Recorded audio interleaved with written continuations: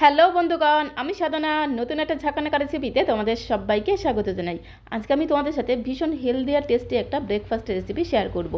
সকালবেলা একটু ভিন্ন স্বাদের কিছু খেতে মন চাইলে এই রেসিপিটা একবার হলেও ট্রাই করে দেখতে পারো। বানানো যেমন সোজা, খেতে হয় দুর্দান্ত। তার জন্য প্রথমে একটা মিক্সিং বোলের মধ্যে আমি 1 কাপ পরিমাণে জল নিয়েছি। জলের মধ্যে সামান্য পরিমাণে একটু লবণ দিয়ে খুব সুন্দর করে একদম ঘোটানাটা করে একটু মিশিয়ে নিলাম।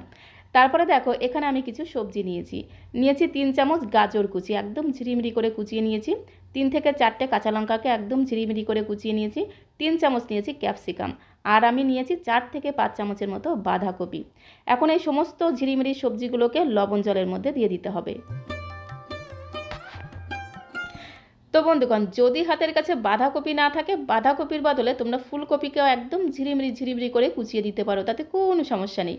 সবার প্রথমে সবজিগুলোকে এইভাবে একটু লবণ জলের সাথে খুব ভালো করে মিশিয়ে নিতে হবে।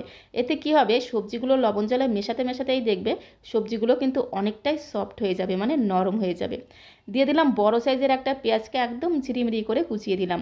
আর বেশ অনেকটা পরিমাণে পালং শাককে একদম ঝিরিমিরি করে কুচিয়ে দিলাম।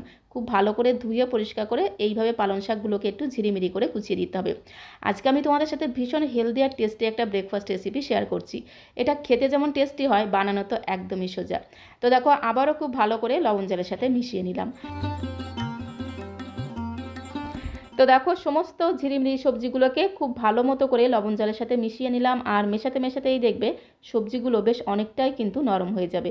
দিয়ে দিলাম বেশ কিছুটা ধনেপাতা কুচি। একটু ধনেপাতা কুচি অবশ্যই দিতে হবে, তাহলে খুব সুন্দর টেস্ট হবে, ফ্লেভারটাও কিন্তু দুর্দান্ত হবে।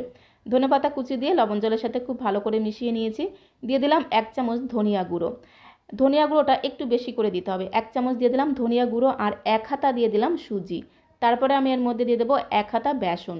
তো 1 হাতা করে সুজি আর বেসন কিন্তু অবশ্যই দিতে হবে, তাহলে এই নাস্তার মধ্যে খুব সুন্দর একটা মুচমুচে ভাব আসবে, খেতেও কিন্তু দারুণ লাগবে। তো সুজি আর বেসনটাকে দিয়ে খুব ভালো করে সমস্ত সবজির সাথে মিশিয়ে নেব।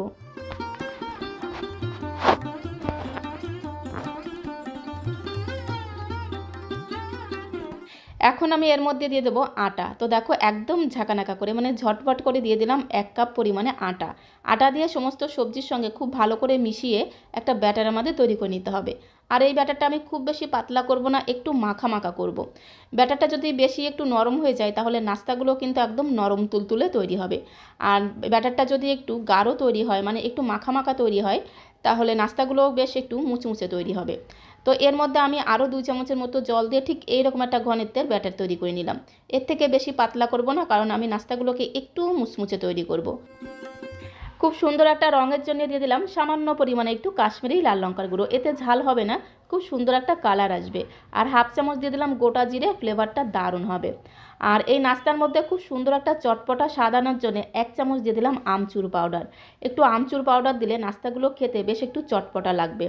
আর যদি আমচুর পাউডার না থাকে, আমচুর পাউডারের জায়গায় তোমরা চাট মশলাও দিতে পারো, তাতে কোনো সমস্যা নেই। সামান্য পরিমাণে একটু গরম মশলার গুঁড়ো দিয়ে দিতে হবে। গরম মশলার গুঁড়ো বেশি দেওয়া যাবে না, অল্প পরিমাণে গরম মশলা দিতে হবে, তাহলে খেতে ভালো লাগবে আর ফ্লেভারটাও কিন্তু দারুণ হবে।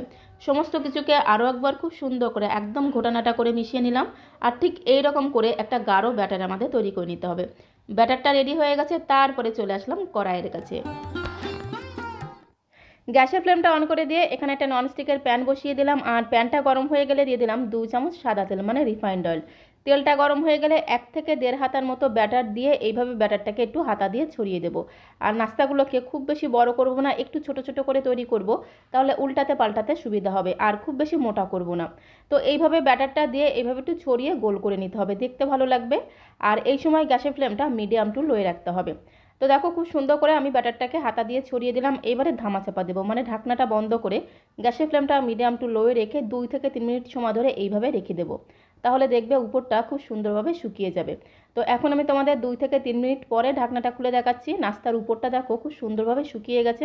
যখন উপরটা শুকিয়ে যাবে তখন উল্টে দিয়ে বাকি পিঠটাকেও ভেজে নিতে হবে। একটু ধীরে ধীরে ভেজে নিতে হবে, যেহেতু এর মধ্যে অনেক রকমের সবজি দেওয়া আছে। সবজিগুলো খুব সুন্দরভাবে কিন্তু সেদ্ধ হয়ে যাবে, ভাজাও হয়ে যাবে। গ্যাসের ফ্লেমটা মিডিয়াম টু লোয়ে রেখে এপিট ওপিট উল্টে পাল্টে এইরকম একটু মুচমুচে করে ভেজে নেব।